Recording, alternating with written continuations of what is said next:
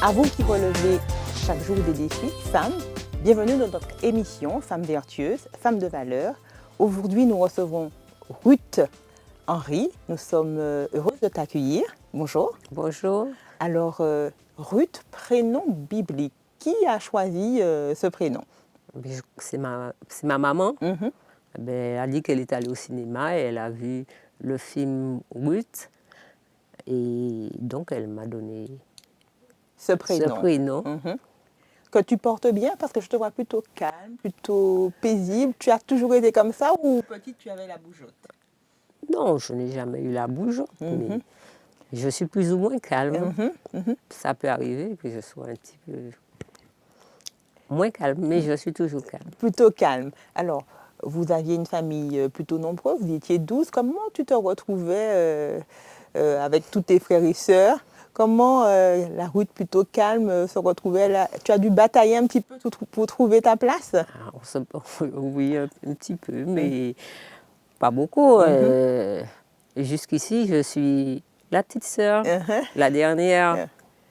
Quand mes frères me parlent, ils disent « Tu es trop petite ».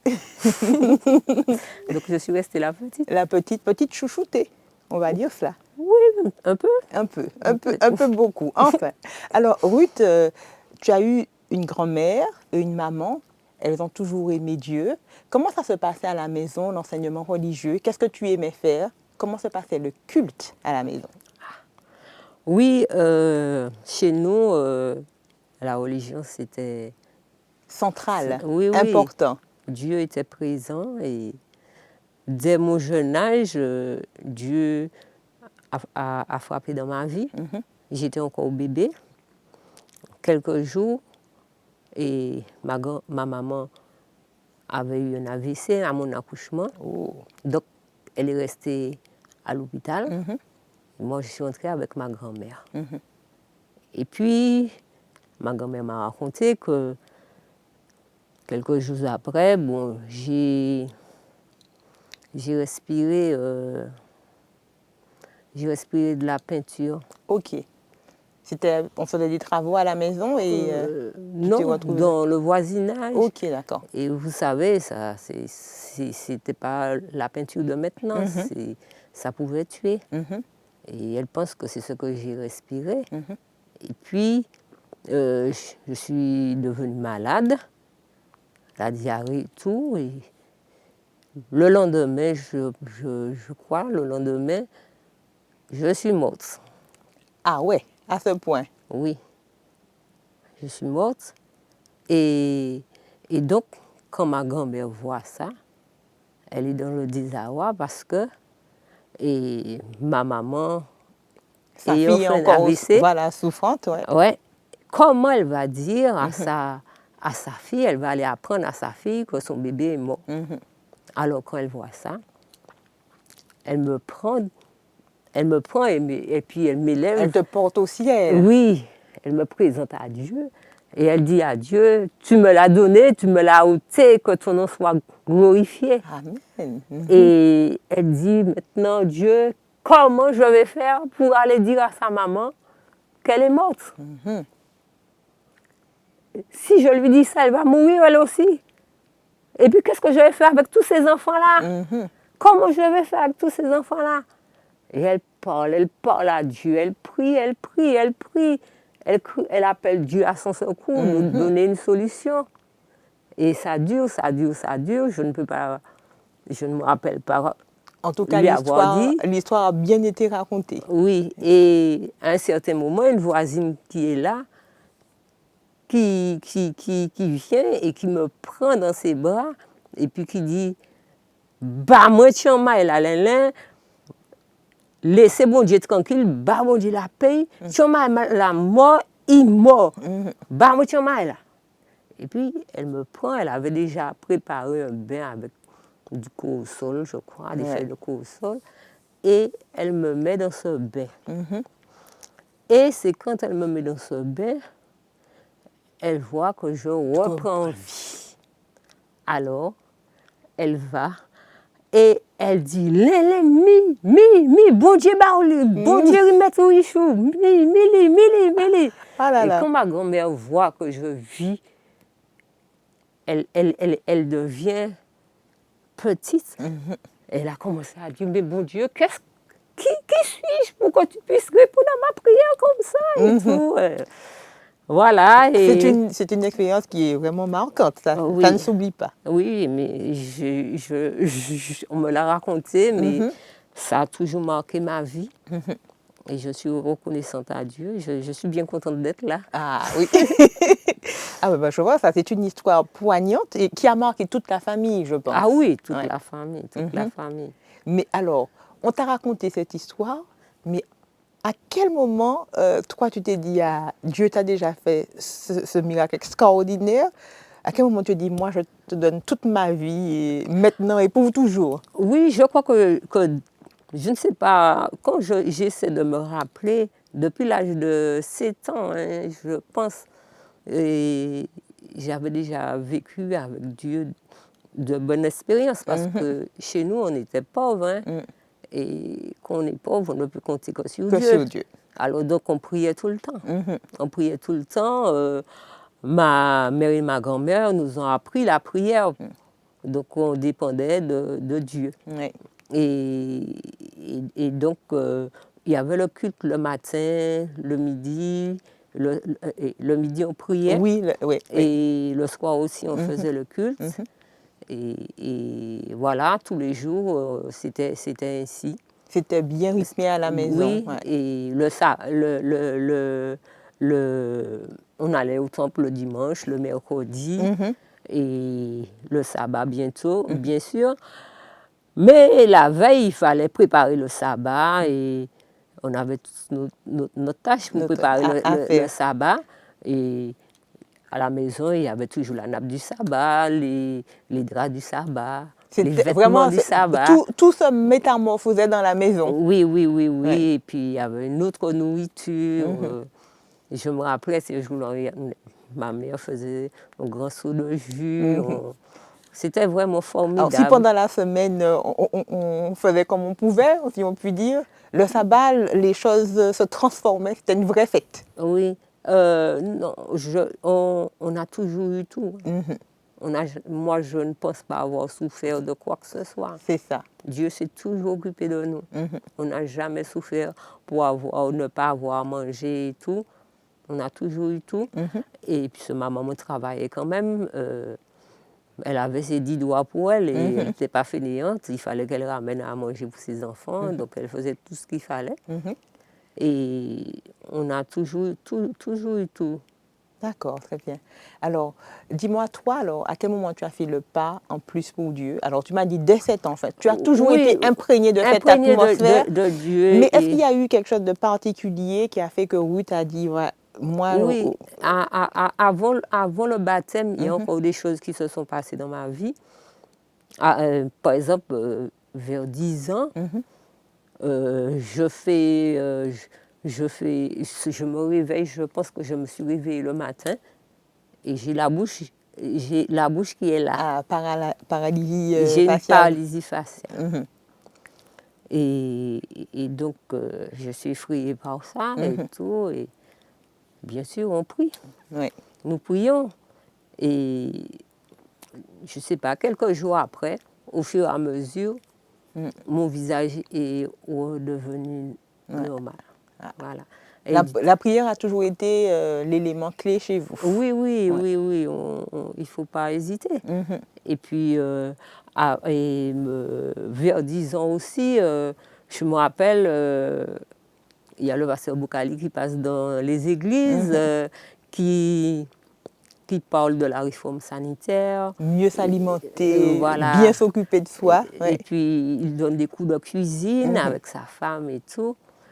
Et là, je comprends le message de la réforme sanitaire et je dis à ma maman, je ne veux plus manger de viande, je veux être végétarienne.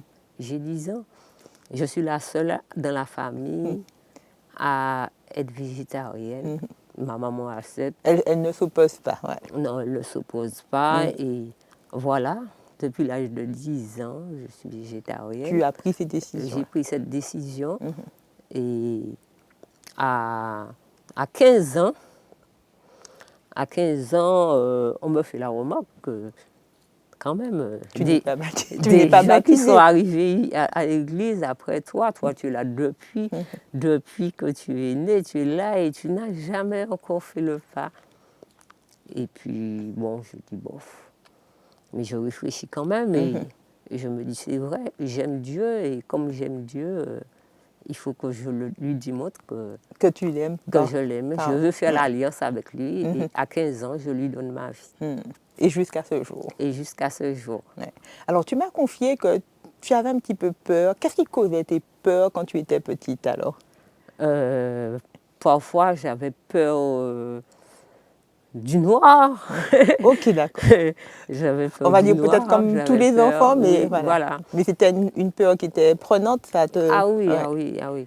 Ah oui, et puis ma maman, les gens autour de moi, ils aimaient raconter des choses de Pour faire peur. diable qui font peur et tout. Donc ça n'arrangeait pas les choses. Non, ça n'arrangeait pas les choses. En tout cas, tu avais une arme et on va revenir avec Ruth pour son arme secrète qu'elle veut bien partager avec tout le monde. Et c'est ce qu'elle va nous présenter. Restez avec nous dans l'émission Femmes vertueuses, Femmes de valeur. Nous vous rappelons que nous sommes avec Ruth Henry, une vraie miraculée de la vie.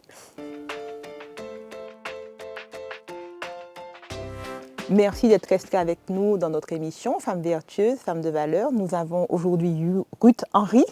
Ça va, Ruth? Oui, ça va, ça va. Plutôt calme, mais avec de belles expériences. Alors, si vous craignez un petit peu l'obscurité, le noir, Ruth a une arme secrète et qu'elle voudrait partager avec vous ce matin. C'est son texte de référence, celui qu'elle aime parce que c'est ce texte qui lui a permis, quand elle avait peur, de pouvoir faire toute crainte disparaître. Alors, c'est le Psaume 23. Le Psaume 23. Le Psaume 23. L'Éternel est mon berger, je ne manquerai de rien. Et il me fait reposer dans les verts pâturages, il me dirige vers les eaux paisibles. Mais c'est surtout le début. L'Éternel est mon berger, je ne manquerai de rien. Alors, quand j'étais petite, pour moi, ça voulait dire... Rien, c'est rien. Je ne manquerai de rien. Ça voulait dire que Dieu me protégeait. Pour moi, c'est ce que je comprenais, que Dieu était toujours avec moi, il me protégeait. Donc, dès que j'avais peur, je priais, je lui demandais... Je récitais le psaume, si le soir je ne dormais pas, je récitais le psaume et tu te sentais tout de suite en sécurité, voilà, tu te sentais vraiment enveloppée par la présence de Dieu. Voilà, voilà. Dès qu'il y avait quelque chose qui n'allait pas, je récitais le psaume et voilà, je retrouvais le calme, je retrouvais la paix, la sérénité. Et jusqu'à présent, tu l'utilises comme ça dans les moments où... Alors, ce n'est pas les mêmes formes de peur, mais quand tu as des craintes, des soucis, ça, il te revient? Non, maintenant, j'ai plutôt le psaume 46 en tête, le verset 2. Dieu est pour nous un secours, un appui. Ouais. Dans le même ordre d'idée, voilà. Oui, oui, voilà. Un secours qui ne manque jamais dans la détresse. Voilà. Ouais. Alors, tu as une autre expérience, puisque tu nous as dit, très jeune, tu as senti Dieu dans ta vie, à 7 ans, à 10 ans, mais aussi à 12 ans, il y a quelque chose de particulier qui se passe. Oui, à 12 ans, bon, je lisais beaucoup la Bible, et puis je lisais aussi un peu le message à la jeunesse. Et j'avais lu que Ellen White disait que une jeune fille, dès l'âge de 12 ans, devait commencer à prier pour son mariage et tout. Alors, Ellen White, qui est écrivain biblique, qui a beaucoup commenté les textes bibliques. Voilà. Oui, oui. Alors, elle disait ça. Alors, j'ai dit, ah bon, ben, je vais commencer à prier.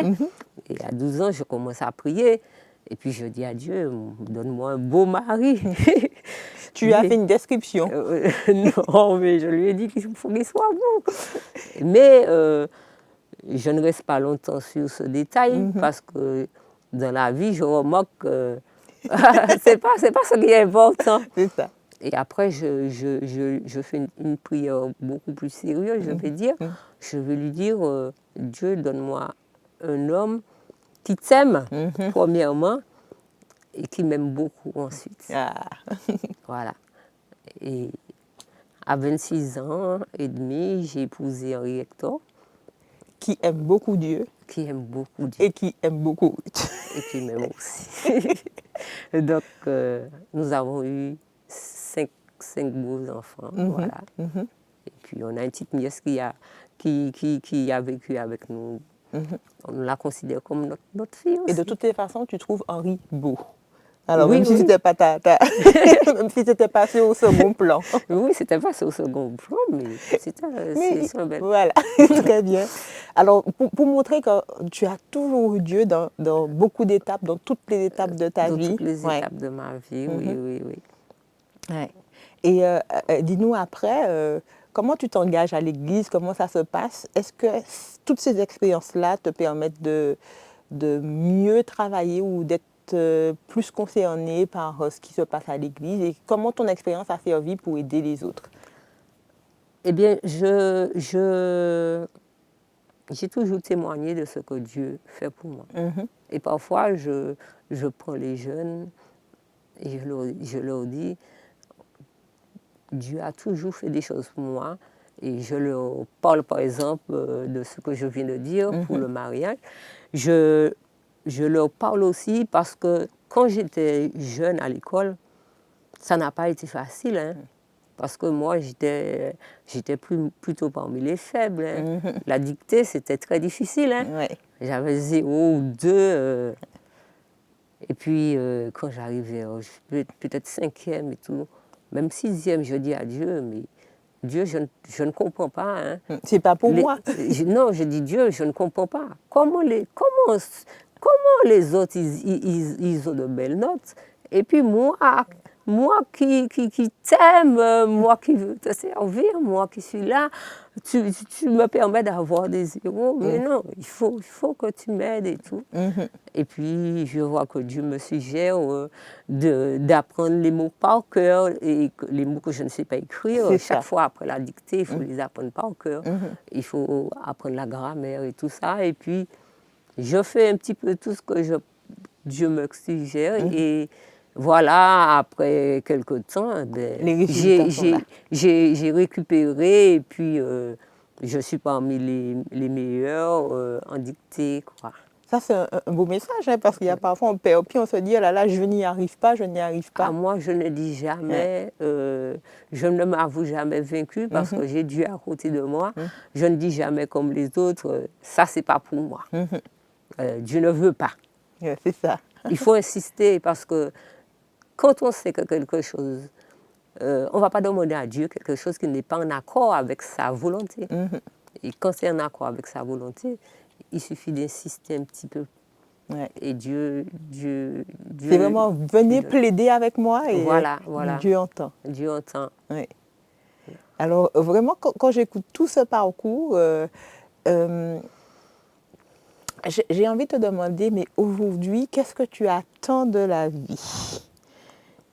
Qu'est-ce que j'attends de la vie? Ou est-ce que tu te sens vraiment comblée par ce Dieu? Ah oui, je me sens comblée par Dieu. Hein. Quand j'ai eu mes enfants, j'ai encore une petite expérience à te raconter. Quand j'ai eu mes enfants, j'avais, je pense, 3 enfants et je les emmenais chez le pédiatre. Et un jour, je suis arrivée chez le pédiatre et je suis arrivée et bien sûr, il y avait 3 enfants, mais je suis restée au moins 1 heure dans le cabinet, si ce n'est pas plus. Pourquoi? Parce que le pédiatre ne revient pas. Elle ne comprend pas parce que chaque fois qu'elle rencontre une famille végétarienne avec des enfants, elle fait un signalement. Parce que elle trouve que les enfants ne sont pas assez nourris, les enfants ont des carences et tout ça. Donc elle est obligée de faire un signalement.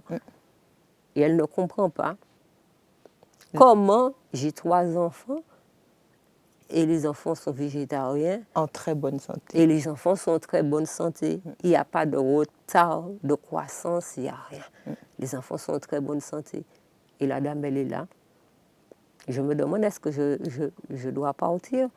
Elle est assise, elle réfléchit, elle ne dit rien. Après, on commence à parler. Elle nous dit, non, mais qu'est-ce que vous faites comme ça et tout. Et elle est restée longtemps. Elle n'en revenait pas. Elle a dit, non, c'est la première fois que je vois ça. Ouais. Et donc, je remercie Dieu. C'est une façon de témoigner aussi. Oui, voilà. qu'avec Dieu, on peut faire des merveilles. Tu es une merveille de Dieu. Oui.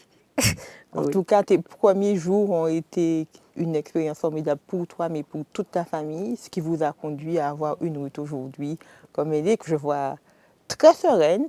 La peur, on va dire qu'elle a totalement disparu. Parfois, j'ai peur. Oui. Je dis, mais pourquoi j'ai toujours peur? Je dis, Dieu... Après tant de réussite avec Dieu. Oui, mais parfois, j'ai peur des animaux. pas les... Oui, les chiens, je les aime beaucoup, mais je veux pas de trop près. Oui, voilà, comme j'ai déjà été mordue, donc il ne faut pas qu'ils viennent de trop près. Mais j'aime beaucoup les chiens, les chats, mais j'ai peur des araignées, des crabes. Mais Dieu a fait de grandes choses pour moi là aussi, parce qu'avant, je ne pouvais même pas les regarder. Ouais. Et maintenant, s'il y a une araignée, quand je passe, je vois une grosse araignée par terre. L'autre fois, il y en avait une devant ma salle de bain, ben, je l'ai enjambée, et puis je lui ai dit, il faut pas, c'est pas parce que maintenant j'arrive à te regarder qu'il faut rester là comme ça. Ah, non, mais franchement... Mais Dieu fait des merveilles. Oui, c'est ce parce que d'enlever la peur, je lui ai prié pour ça. J'ai dit, mais Seigneur, tu as dit que nous devons dominer sur les animaux. Ouais. Et il m'a enlevé cette peur-là. Très bien. Alors Ruth, à toi les derniers mots pour encourager les femmes ou les enfants qui nous écoutent peut-être et qui ont encore peur de certaines choses. Qu'est-ce que tu voudrais dire à toutes ces personnes pour reprendre confiance et dire qu'avec Dieu, tout est possible. Oui. C'est le Dieu qui accomplit des merveilles. Voilà. Eh bien, je voudrais dire à tous que le Dieu dont on ne veut même pas qu'on parle lorsqu'on est en public, ce Dieu, il n'est pas irréel, mais il est réel et il agit. Il est le Très-Haut, mais il habite parmi nous. Oui. Il a promis d'être avec nous jusqu'à la fin de nos vies. Alors je dis aux enfants, quel que soit ce que vous avez comme problème, adressez-vous à Dieu. Il est là, il vous entend et il va solutionner votre problème. Et puis, aux femmes comme moi, tenez bon, Jésus est toujours là avec nous. Quel que soit ce que vous avez besoin, vous vous adressez à lui. Et aux vieillards, je vais dire, Dieu a dit, même dans ta blanche vieillesse, je ne t'abandonnerai pas. Vraiment, on a un Dieu qui s'occupe du plus grand jusqu'au plus petit. Il est formidable. Il a pensé à tout le monde. Tout le monde. Alors, quel que soit l'épisode de votre vie, n'oubliez pas toutes ces belles expériences qui nous sont données. Aujourd'hui, nous avions Ruth pour une formidable expérience, mais nous vous invitons à revenir nous écouter dans Femmes vertueuses, Femmes de valeur, pour écouter d'autres femmes, d'autres belles expériences de vie avec Dieu. Ce Dieu qui est au ciel, mais qui est, comme Ruth le dit, tout près de nous. Alors n'oubliez pas qu'il est tout près de vous. Gardez cette pensée tout au fond de vous et traversez sans crainte cette vie. À très bientôt dans notre émission Femmes vertueuses, Femmes de valeur.